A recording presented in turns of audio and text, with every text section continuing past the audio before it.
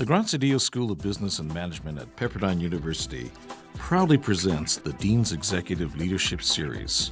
This podcast invites top business practitioners and thought leaders to share their view on the real world of business.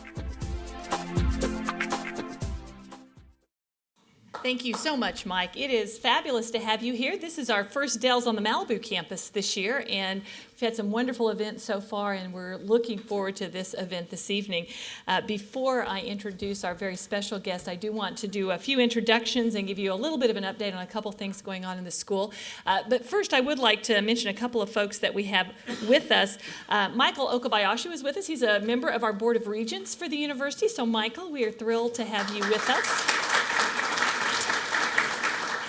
And I want a special thanks to Andrew Mescon. Andrew is, he was at the back last time I saw him. He is the president of our back here at the back right, Malibu Graduate Business Society, so kind of our student body president. He's graduating in about a month, I guess, and he's just really been a fabulous supporter of this program.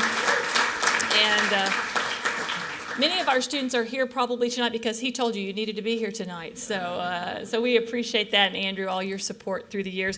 And I actually want to introduce my husband, Brad Livingstone, who's here.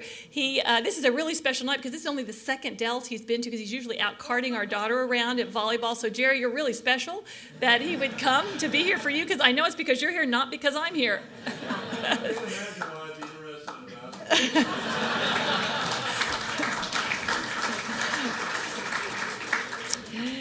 So let me share just a few things that are going on in the school that we're really quite excited about.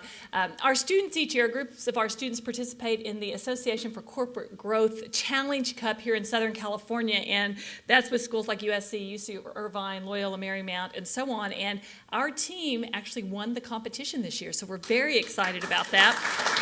And I believe, is Clay here, Clay Wyatt? I think we were going to have Clayton right here is one of the members of that team, so congratulations. We're really proud of you guys for doing that.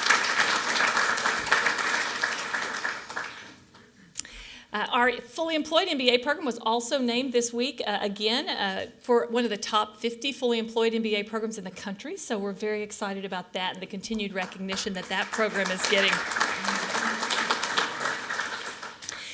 Parallel to this event going on in Malibu, we have an event going on in Orange County tonight, and we had a similar event in West LA last night called From Harm's Way to Civilian Employment. We have a number of our faculty and friends of the school that are working closely with the military in helping to prepare people, veterans coming back to find employment, and so we're really thrilled about that opportunity and the work that some of our faculty are doing. If any of you have connections in the military area and are interested in knowing more about what we're doing, let one of us know on the staff. We think that's an important service we can provide and look forward to serving that population in an even more significant way in the years ahead. And then some events coming up you should know about. We are going back into the Pasadena market. We were in for a while and moved out of. We will start a program there in the fall, so we have an information session on April 3rd at the Pasadena Sheraton. So if you have friends in that area that need an MBA, send them to that and let them know that we're coming back to that region. We also have on March 22nd, coming up next week, a small business breakfast on building your brand through social media. I have some alums that are going to be speaking at that, and that's going to be in Santa Monica. So if you're interested in kind of small business issues and particularly social media, that will be a great event to participate in. On April 12th, we are hosting our George Awards. It's an opportunity for our board in the business school to recognize some outstanding students and alumni at that activity. And I believe, is Dave Denicky here? Dave is being recognized as the George Award winner as an outstanding student from the full-time program. So we will look forward to recognizing you formally there, but we're glad to have you with us tonight, Dave.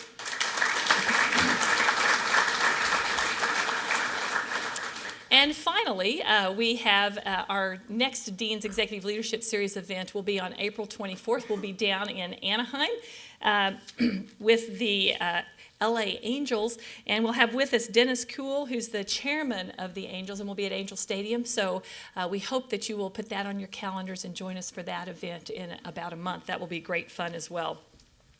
But tonight, we're just extremely privileged to have with us really one of the great names in basketball, and particularly in NBA basketball. We're thrilled to have Jerry West with us. As all of you know, he had a tremendous career with the Lakers, but excelled also as a coach, as a general manager. He's now with the Golden State Warriors on their executive board in an advisory capacity. And I could go on and on about all the accolades he's had through the years, but you know all of those, and I don't need to do that. You'd much rather listen to him share some of his insights and wisdom with you.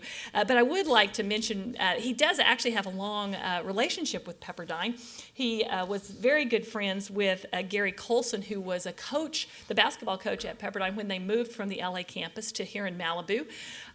The Lakers actually practiced at the LA campus in the early years of the Lakers, and so Jerry practiced on that campus down at 79th in Vermont.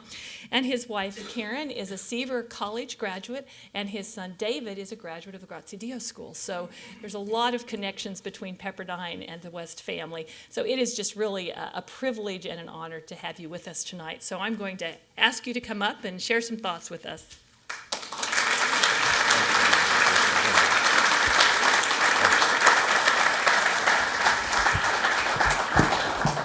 Thank you very much. It's really a privilege to be invited here tonight.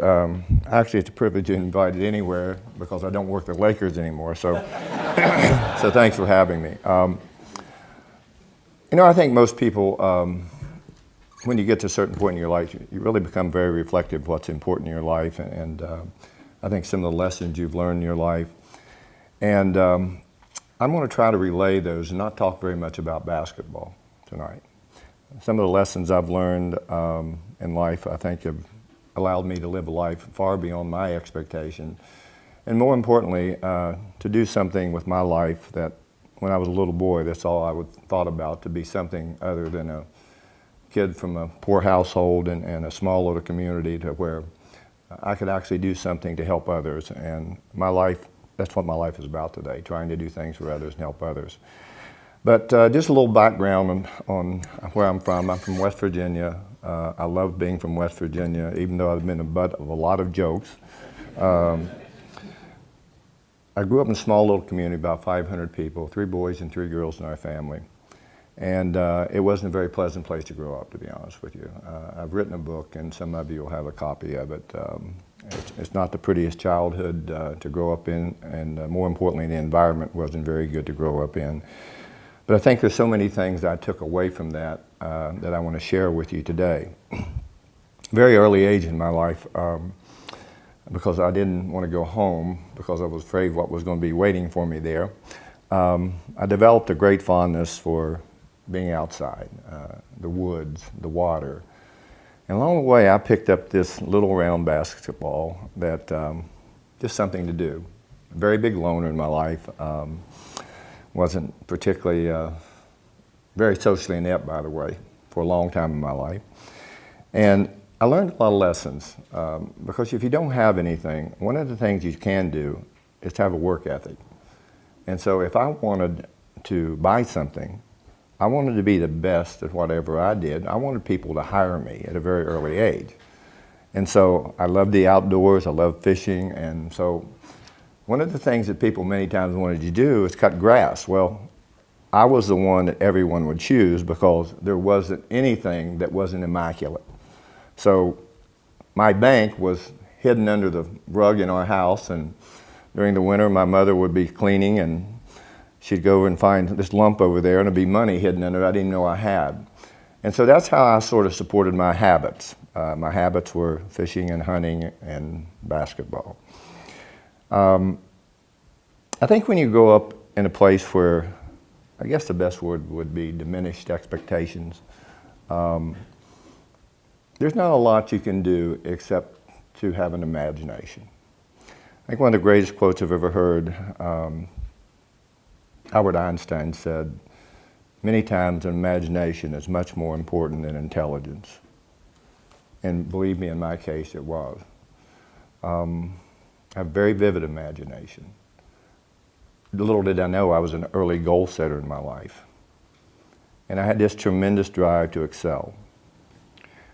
Why would you have that? I'm not sure. But I think because I spent so much time for myself, I was wishing for something better than what I saw. And frankly, I saw it. I saw it because of a sport. I had a chance to have an education. I could have gone to almost any school, Ivy League schools included.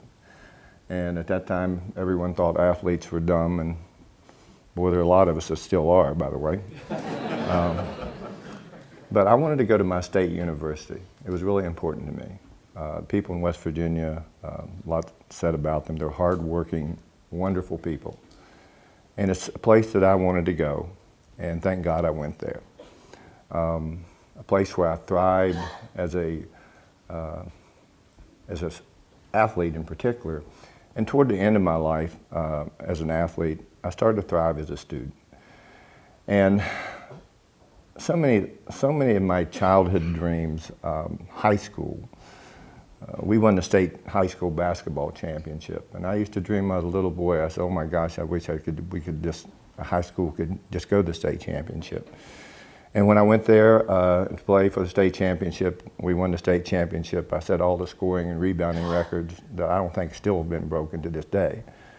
Is it something I'm proud of? No, not really. It's just something I did because I love to compete. Oh my gosh, that's still so important in my life, to be able to compete. But through that, as I say, opportunities arose where I could go to school anywhere.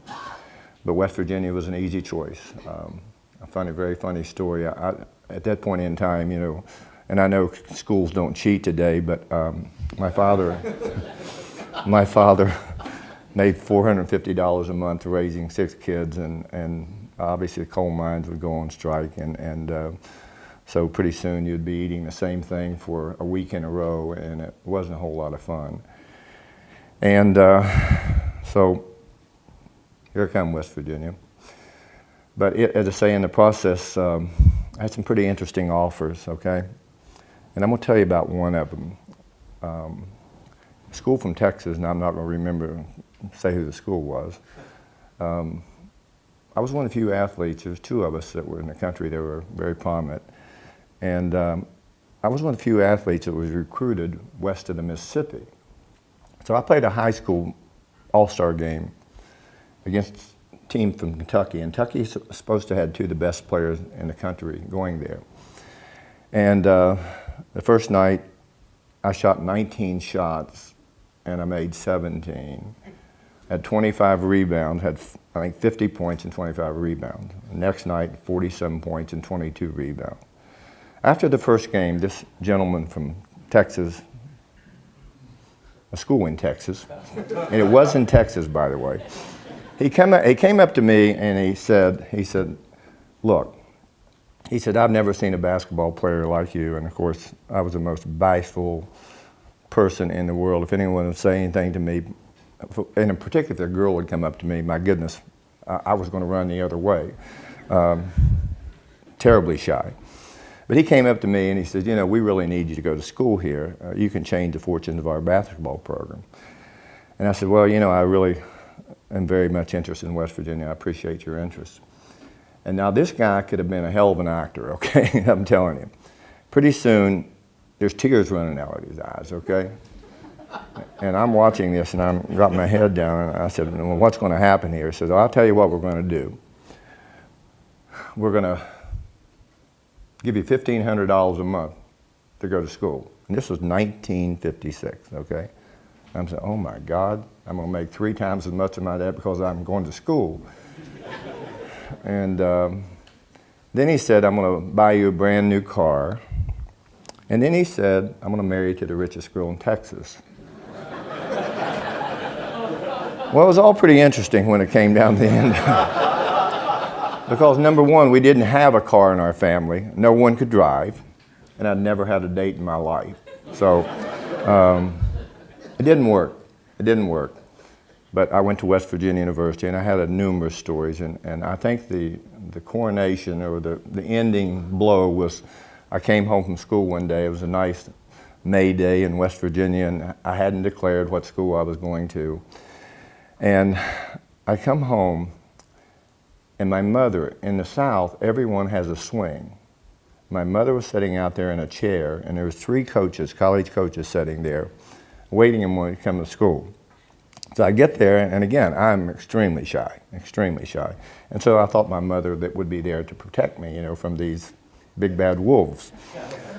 So I get there, and I knew the coaches, and they all said hello to me, and I finally said, well, are you getting closer to make a decision? And I said, well, I think I am, yes. And my mother immediately spoke up and said, well, look, she said, I don't need to be part of this conversation. I only want him to go to West Virginia University. So one of life's most awkward moments. Your mom announces where you're going to school, and I'm sitting here talking to these three coaches. So it was an ugly conversation with these guys. But the next day I said, I don't want to do this anymore. I called the coach of West Virginia, and I went to school there.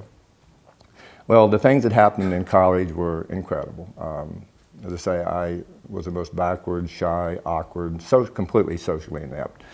And I had two roommates, and one of them is my dearest friend today from West Virginia.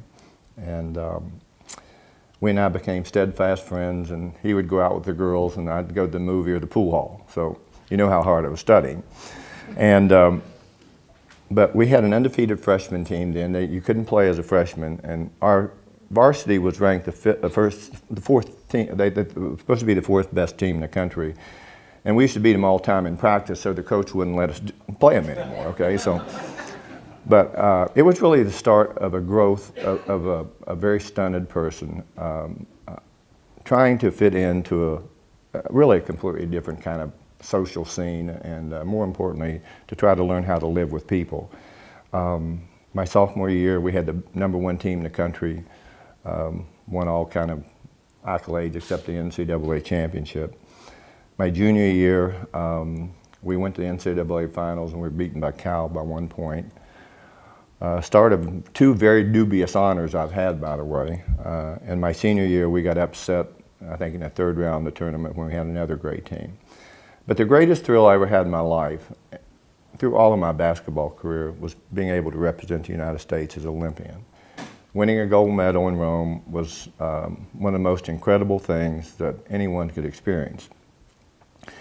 And I'm not sure how many of you have ever felt like you're the most special person in the world. I have, and that was the start of it, okay?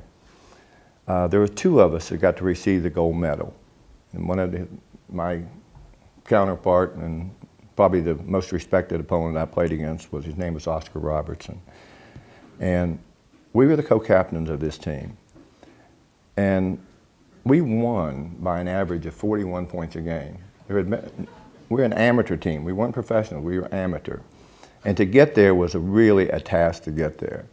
But I will tell you, I've heard two songs in my life that have stirred my emotions, even today.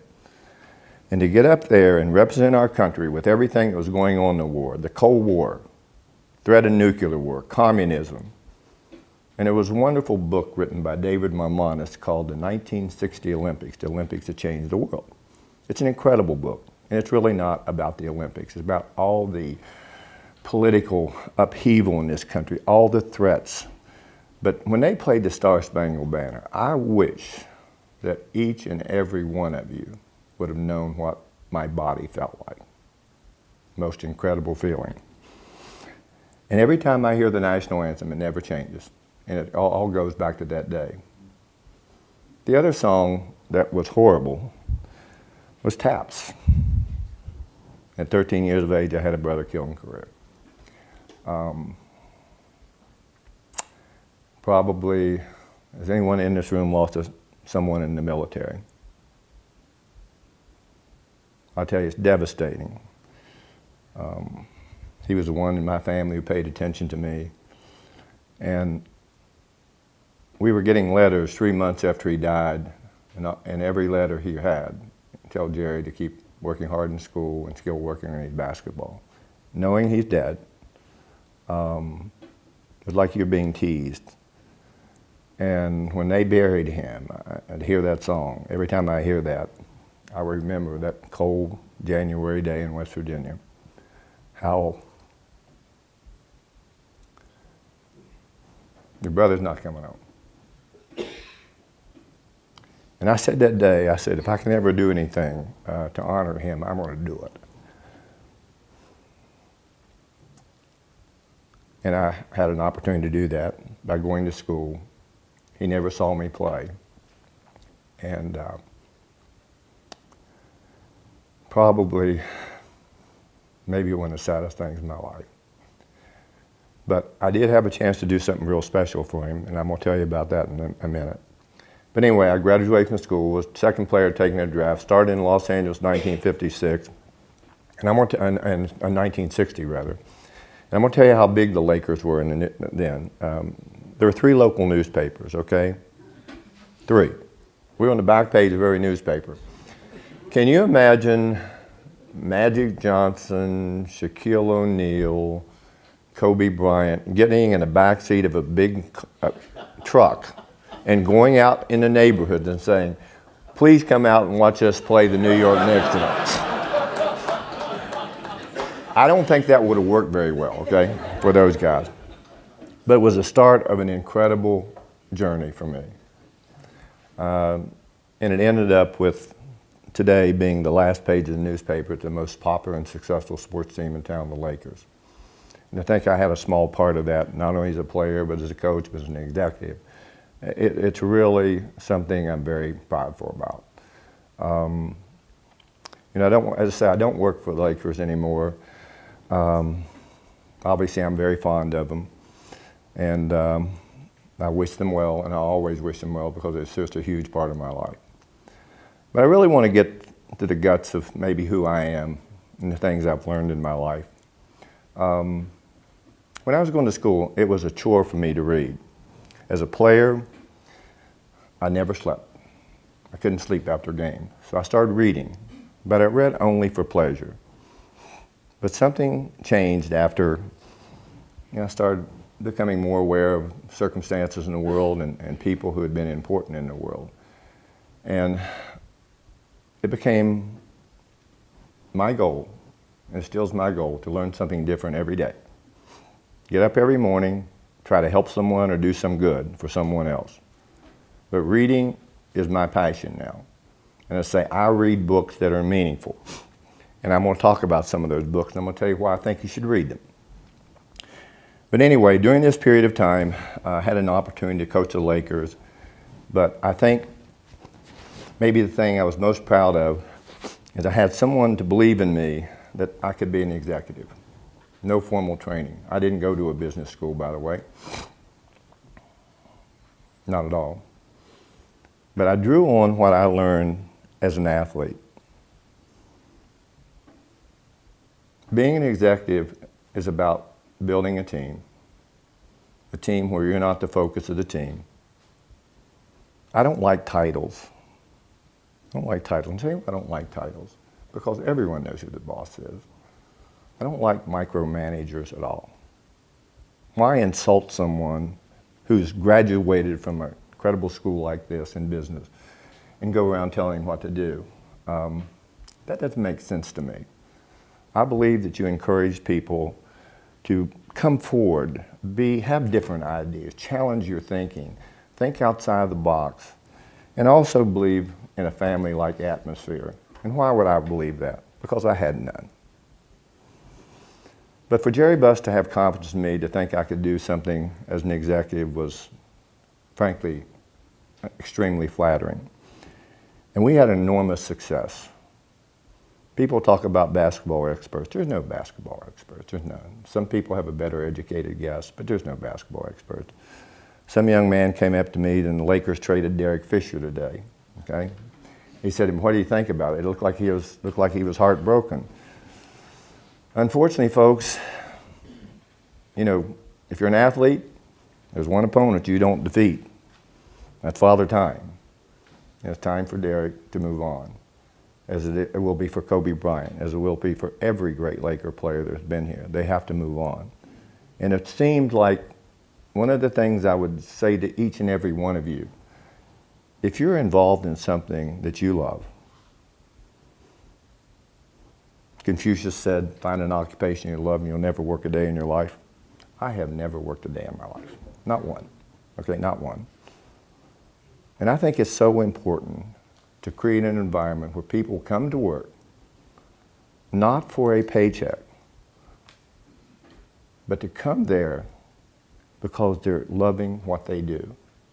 And you can't do that unless you work with people that have great respect for what you do and also make you feel part of an organization. Don't pigeonhole talent.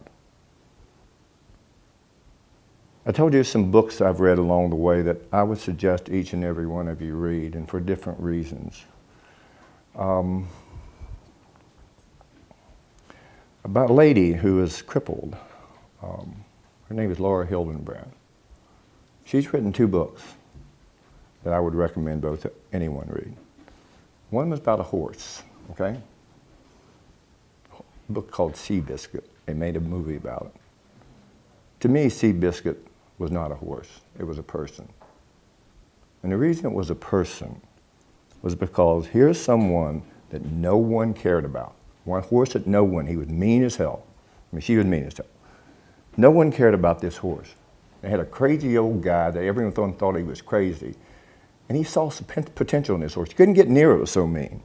They tried to put animals in there with, he'd kick the animals out. But he finally put a dog in there with this horse. This is one of the greatest stories I've ever read.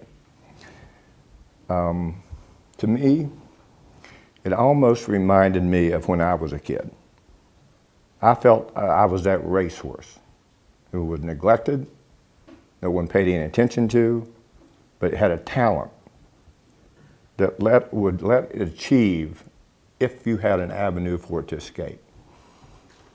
And she wrote another book called Unbroken. It's about a story about Louis Zambrini.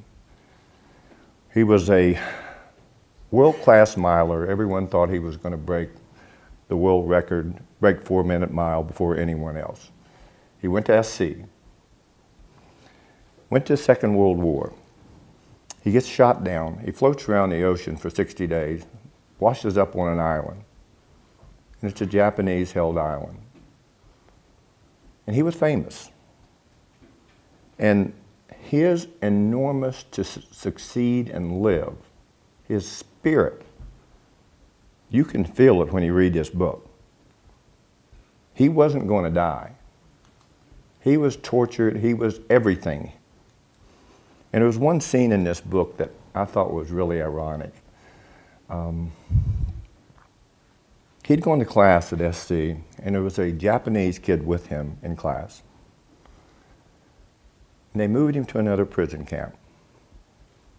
And when he goes into that other prison camp, he turns around and looks, and here's this young man who's in a Japanese uniform, okay?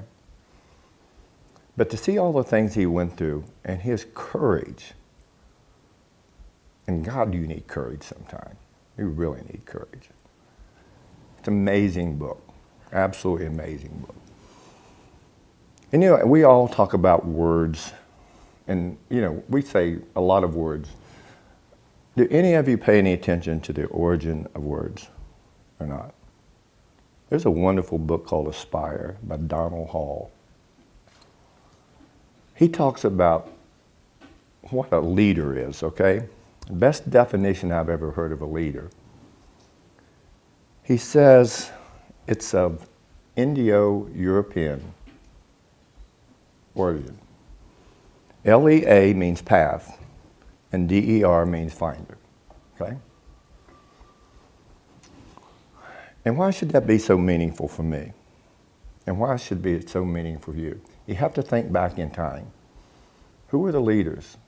The people that were taking people to find food, to find water, to find places to harvest food, to find animals to kill and eat.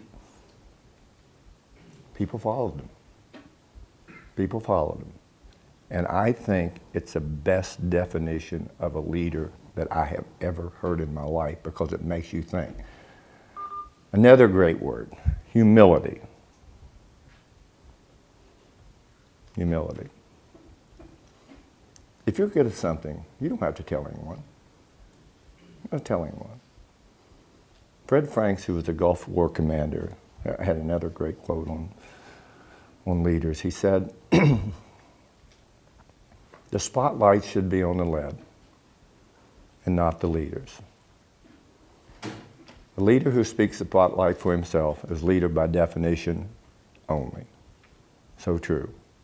So true. Another writer I like a lot, Malcolm Gladwell, wrote 2 books, Blink. I'm a blink person, okay? I disseminate information very quickly. I trust my instincts incredibly because they serve me pretty well. Are you right all the time? No. He wrote another one called The Outliers. And I think back to when I was a little boy, he's always talking about if you're going to do something at a very high level, you have to do it for 10,000 hours, okay? I wonder how many thousand hours I put out there. And I wonder how many thousand hours all these other incredible athletes and people who have accomplished far more than an athlete could accomplish. I wonder, because it is true. Find something you love, go for it. Don't let anyone deter you and tell you you can't do it. I think probably when I look back in my life, probably the times that were the most stressful, painful for me was an executive. But when we first started out, we didn't have very many people working for it. The Lakers weren't like they are today. You know, they're a significant brand. And I had 3 ladies I worked with, okay, that I learned more from than anyone. One of them was my assistant. She's now deceased. Another one ran the forum. She's still alive. And another one was head of human resources. And I've often thought, if these 3 women hadn't been in my life, would I have learned how to treat people? Because they treated me like a dog, all of them. I loved these women so much, you can't believe it. I mean, I did things for them, it was ridiculous. I mean, I'd send them on vacation to Europe, to Hawaii, to everywhere. I'm not sure I did it because I really respected them, because I wanted them to get off of my fanny all the time. But I learned how to appreciate other people's abilities. And the other thing, I went to school in West Virginia. I didn't go to school with one black person, not one, not one. And yet the people I have the most respect for and had the greatest time with were my black athlete friends. It's incredible to go that what we do to each other, the names, the horrible things that are said about one another out of 2 words, envy and jealousy. 2 worst words in the world, envy and jealousy. And the press can be extremely praise. They can write wonderful things about you. And the next day they can write something that's enormously painful and simply not true because you've lost a game. I don't change win or lose. I don't change. Never did change in my life. So I always looked at the press as a balance to who I was as a person. I never took myself seriously, and I still don't take myself seriously. But what I did when I worked, I took my work very seriously. No one was going to outwork me. No one.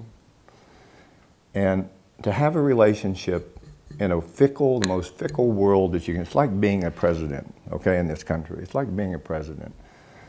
If you win all the time, and if everything is great, the economy great, everyone working, oh my God, this is the greatest president in the world. One thing can happen, and he's a bum, okay? Complete bum. The same people who voted for him won't vote for him the next time around because, you know, things are not great. That person's no different. He's no different. He's trying to do the best possible job to manage something that's unmanageable. But I think I really have, at this point in my life is about giving. My life is about helping others. And I told you that I did something to honor my brother, okay? West Virginia University in West Virginia is so important to me. I have a home in West Virginia. I live there 2.5 months every year. I'll never forsake that state. I will never, ever forget it. And I've been fortunate enough to make some money in my life that have allowed me to do some pretty special things down there. So I was trying to think of something that would serve my brother well, but more importantly would serve students and preserve his name to perpetuity. And there's a learning center at West Virginia that has 4 giant rooms in it. And I bought one of those rooms, and it's the David West Learning Center. I will tell you that the letters that I receive from mothers, fathers, and students thanking me for helping them get an education because they're having a tough time in the class and there's a tutor there, most gratifying thing in the world, absolutely gratifying. I have a large scholarship fund for minorities and students of needs, and obviously basketball. There's another large fund of money there to put a lot of kids through school. That's been my gift to the university. It's been my gift to my brother. And it's something today that really drives me. I've had a life that you couldn't possibly imagine. My kids, I have 5 boys, 3 from the first marriage and 2 from the second married. And my kids have often gone back to Cabin Creek, West Virginia, okay? And they always say to me, what in the world did you do back here? I said, a lot to do. Well, what? They didn't have a car. I said, I could run like hell. I said, well, I could climb those mountains like crazy. I could go fishing all day. I could shoot basketball. I could go in the woods. I could do all these things. And it's amazing how much farther along our kids are today because they have so much more information available. But I wonder, do they have too much too soon? They have too much too soon. And my kids have been very privileged. They've met the most important people in the world. They've been all over the world. And some ways a blessing and a curse. But I think at the end of the day, they've been great kids. They haven't done anything I want to kill them. But as I say, I do believe in that. Let me tell you some of the things I've been doing for my life here recently. I've got an affiliation with the Warriors, and I hope we kick the Lakers' asses going forward, because I am competitive, okay? I'm very competitive. And I say I love the Lakers and love Jerry Buss, but it's important that we kick their fannies, okay? And we're going to do it. The other thing I've done, I'm the executive director of the Northern Trust Open Golf Tournament, okay? It's probably one of the most meaningful things I've ever done, and let me tell you why. Because it is about giving back to a city that's embraced me. We gave first year we gave $1,500,000 local charities. The last 2 years we've given $1,600,000 to local charities. And there's some wonderful programs, and I will tell you one of them, and it's about golf. It's called the First Tee. We take kids from areas that are less than desirable, where they can go to a city golf course. They can hit golf balls free. They can play 9 holes of golf. They can get instructions. But more importantly, you should see the growth in these kids. It's just amazing what these kids are. They're so polite. I had 100 as my guest at the golf tournament this year. Gave them a hat, a shirt, a program, food, and then we had one of the best professionals give them a demonstration how it's really done. And I will tell you, it's one of the most gratifying things. But every time I see those kids, every year, you see them every year, you see these kids play golf. It's amazing, absolutely amazing. I can't believe it. But the growth in them is people.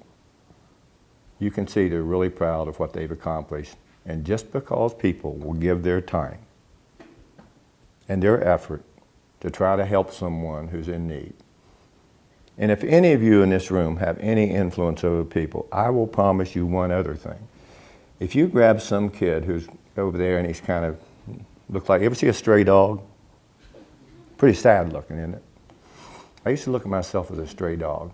I was sad, very sad, because I had no one to pay any attention to me, and all I wanted to do was somebody to say hello to me. But you'll take a kid sometime and just grab him, point him over to you, and if he knows who you are, I will tell you, I can't tell you how many kids in my life have said, I remember when you played for the Lakers or I came up to you and you gave me a hug and threw me the basketball and let me shoot one.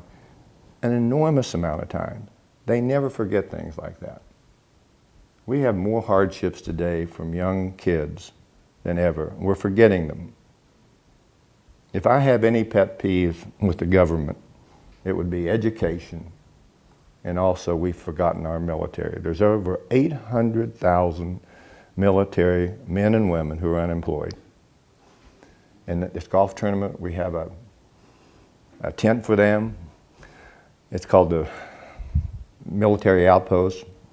Anyone who's been in the service or fought in the service, any wounded warrior, they come there free of charge, courtesy Annenberg Foundation. And it's been really rewarding to go there just to see how these people react to someone showing and paying attention to them, make them feel better. Another group, we gave 5 $20,000 grants, okay? And then what you think, $20,000, yeah, it's a lot of money, but yes, not a money to a charity. But there's one group of young ladies, women, they're all married, there are 3 of them. They won a grant for $20,000. It's called P.S. I Love You. They take $500 every year and they go into these neighborhoods and they'll get talented kids and they put them in school and they look over them like they're their mothers. They've done so much good. And we see all these huge charities. They're wonderful. But I know a lot of haircuts and, and vacations are probably taken, but these people take nothing for this. They do it because they want to give back. And frankly, that's what my life is today. I want to help. I want to do things for people. It's what makes me feel good. It's what drives me to this point in my life. I have been so lucky. My God. I mean, I could be dead. I could be dead. Some of the things I did when I was a kid, oh my gosh, you wouldn't even believe. I was a daredevil. It was ridiculous. And I'm still here. And I'm still trying to help and help make a difference. But I'm going to leave you with one last thought here.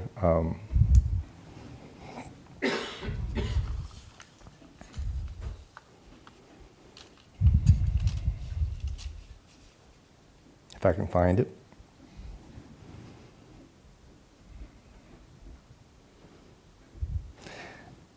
Both of them, one of them is about humility, okay? And this is what I think humility is. What you are as a person is far more important than what you are as an athlete or other endeavors in which you excel.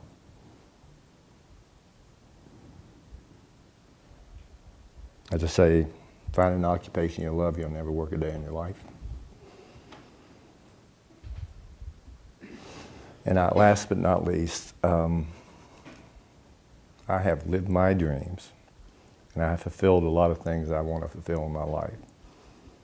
And a lot of people say, why do you continue to do things? Because I don't want to ever sit down in a rocking chair. Every day, I want to learn something different every day. I want to learn more, but also want to give more. I know it's unusual to come here and speak about your life and things that have driven you. I do want to thank you for the opportunity to do that. And I say, I have led an unbelievably unique life. It hasn't been fun along the way. I'm a very flawed person, very flawed. But I try to make up for it in many different ways, and that is to help and to give. And I thank you for having me here tonight. I think we're going to answer some questions. You have some to answer, is that correct?